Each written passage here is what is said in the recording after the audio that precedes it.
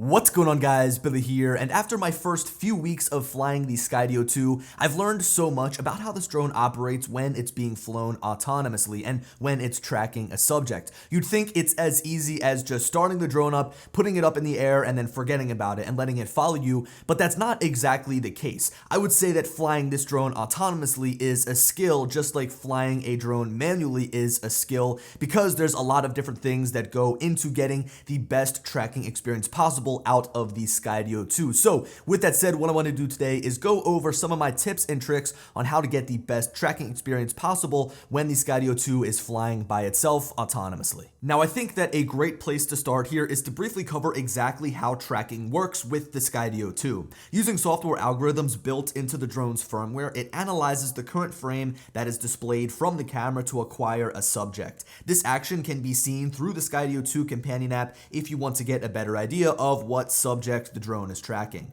Now, if you choose to pick up the beacon accessory, then tracking a subject is done through a mixture of this tracking through the frame of the camera's live feed, but it also utilizes the GPS signal from the beacon, which leads to a much more reliable tracking experience. In order to get the best tracking experience from the Skydio 2, there's really no way around it. You need to pick up the beacon accessory, which is an extra $150 on top of the already $999 price tag of the Skydio 2. Now, the reason I say this is because if you only rely on using your phone and using that camera-based tracking software built into the Skydio 2, you're just not going to get the best experience. There's two major benefits that come with using the beacon accessory with the Skydio 2. The first of which is longer range, so you get a range of about 1 mile or 1.5 kilometers with the beacon, and it also has a much better time at tracking and following its subject because it has the GPS signal to rely on if it loses sight of the subject. Now, just to provide you guys with an example of what I'm talking about here, if it loses direct sight of you through, say, some bushes,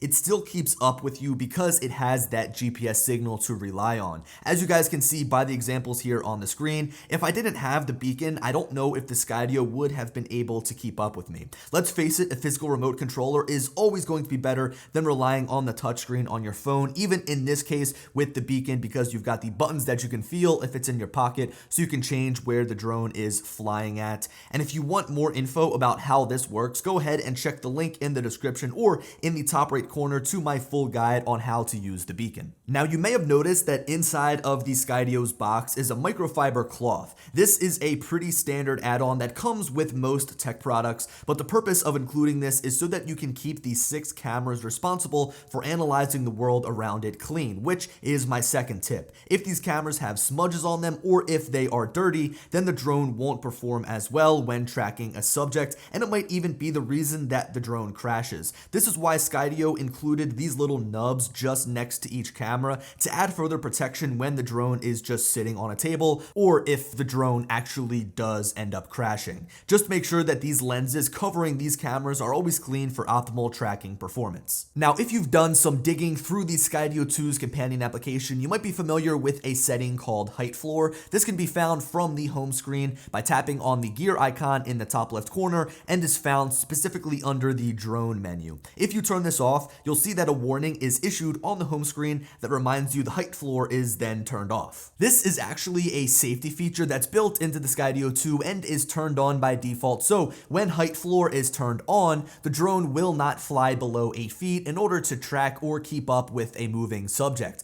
The reason that this is even a thing is so that if you're in an area where there's other people around you, the drone will not fly down to their level, say 3 or 4 feet high, and it's not going to collide with another human being. Now, with that said, if you have this turned on, you certainly are not going to get the best tracking experience possible because the drone can potentially get hung up in certain areas. So my third tip is to turn off the height floor in order to get the best tracking experience possible, but take this on a case-by-case basis because if you're in an area where there might be other people on a trail, you want to keep the height floor turned on to make sure the drone stays up and away from these people and won't collide with one of the people that you're going to be passing by. Just to give you an idea at the difference that this makes, when the height floor is enabled, there's a greater chance that the drone will get hung up on trees, for example, because it's not going to be able to fly under those trees under 8 feet. Now, if we transition over to a clip where the height floor was turned off, the drone uses this to its advantage to go underneath of low low-hanging trees to keep up with me as I'm on my boosted board. So with that said, the third tip is to turn off height floor for the best tracking experience possible, but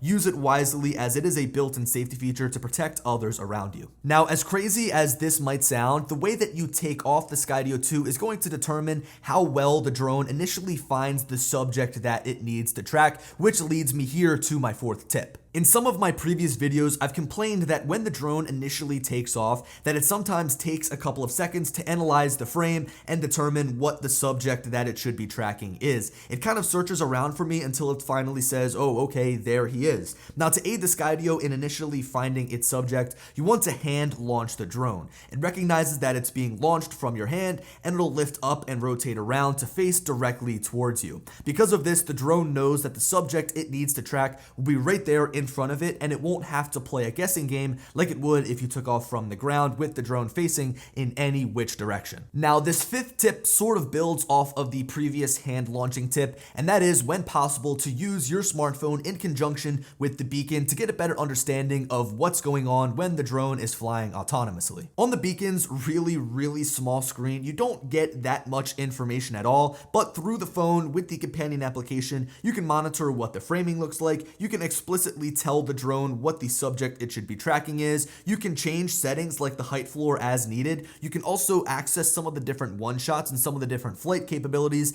There's just so much to do within the companion application that isn't available with the beacon. I say this with a caveat, as if you're going to have the Skydio 2 follow you, chances are whatever you're doing requires you to have both hands free, whether you're skiing, whether you're snowboarding, whether you're skateboarding, or riding your bicycle, any or all of the above, you're going to have to use both hands, and it's going to be cumbersome to have to hold two different things, your phone and the beacon. But what I'd recommend is initially, when you get the drone up in the air, hold the beacon in one hand, hold the phone in the other hand, make sure everything is properly set. Keep the phone screen on and then put it inside of your pocket so that you have easy access to it if you need to grab it. So let's say you're on a trail, you're on your bicycle, you have the drone following you, and you have the height floor turned off so that it can go underneath of objects. It can go under 8 feet.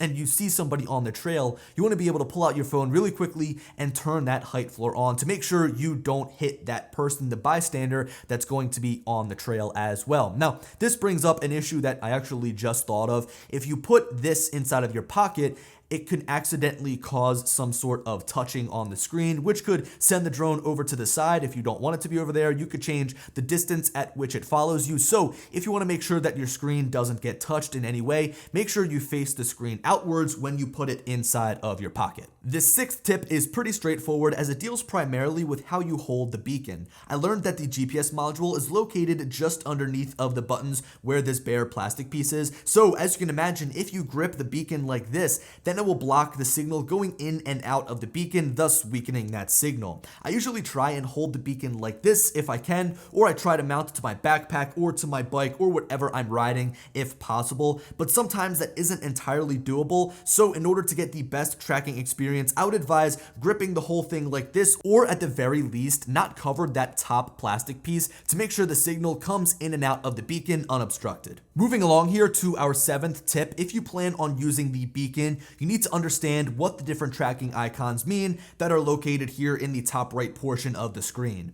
In my guide on how to use the beacon, I showed you this screenshot from the user manual so that you can understand what the tracking status of the drone is at a quick glance. You can tell if it has a visual on you, you can tell if it's totally lost you, or you can tell if it's just relying on the GPS signal. If you guys want to, go ahead and take a screenshot of these different icons and what they mean, or you can check out my guide to flying with the beacon so that you can get a better understanding of how this accessory operates. Alright, so moving on now to my eighth tip. This is absolutely, without a doubt, the most important piece of information that I can share with you guys, and in my opinion, out of everything that I've learned about flying this drone autonomously, this is the number one thing that's given me the best tracking experience possible from the Skydio 2. I guess I probably should have put this at the beginning of the video as like tip number one, but I wanted to build up to this point right here. So when you're flying this drone autonomously and when you have control over it with like the beacon beacon or using your smartphone, you can tell the drone which angle to follow you from, right? You have 8 different angles. It's straight behind, straight in front, or directly to the sides. And then you can choose the different,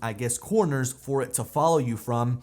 And you want to make sure you put the drone in an area where it's going to succeed. So let's say you're on your bike, let's say you're on your skateboard and you're riding, and you've got the drone following you straight behind you, and you want to change it up. You want to put it to the right or you want to put it to the left, and you notice that there are some shorter trees over to the right side of you, but on the left there's some big monster trees. Well, if you want to have this drone follow you in the best way possible, put it in the area where it's going to succeed. Put it over those shorter trees, and don't make it try and go in, around, and over the taller trees. It's kind of just common sense, I guess. You don't want to put this drone in an area where it's going to fail, right? I would never be riding my boosted board and say, oh, look, there's a ton of obstacles over there. Let's just put it over there for the hell of it and see what it does. No.